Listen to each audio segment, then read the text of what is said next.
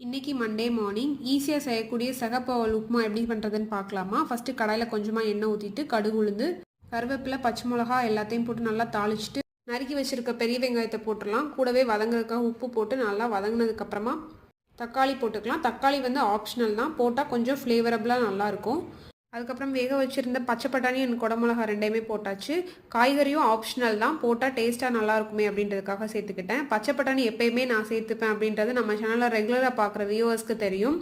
கூடவே எக்கும் சேர்த்துக்கிட்டேன். Egg white மட்டும், எல்லோவை மட்டும் தனியாக ஃபில்ட்ரு பண்ணி எடுத்துகிட்டு அதுக்கப்புறமா எல்லாமே நல்லா வெந்ததுக்கப்புறமா ஊற வச்சுருந்த அவலை வந்து சேர்த்துக்கிட்டேன். நல்லா 10 நிமிஷம் ஊறிட்டா சூப்பராக வந்து வெந்துடும். அடுப்பை ஆஃப் பண்ணி விட்டு 4 பெரட்டி விட்டால் சூப்பரான சிவப்பு அவல் உப்புமா ரெடி. இதை கிச்சடினும் சொல்லிக்கலாம், நம்ம விருப்பம்தான். உப்புமான்னு சொன்னால் கொஞ்சம் கஷ்டமாக இருக்குமேன்றதுனால நான் கிச்சடி மாதிரி அதை செஞ்சு சாப்பிட்டுட்டேன். நீங்களும் இந்த ரெசிபியை ட்ரை பண்ணி பார்த்துட்டு மறக்காமல் கமெண்ட் செக்ஷனில் கமெண்ட் பண்ணுங்கள். வீடியோ பிடிச்சிருந்தால் லைக், ஷேர் அண்ட் சப்ஸ்கிரைப் பண்ணுங்கள்.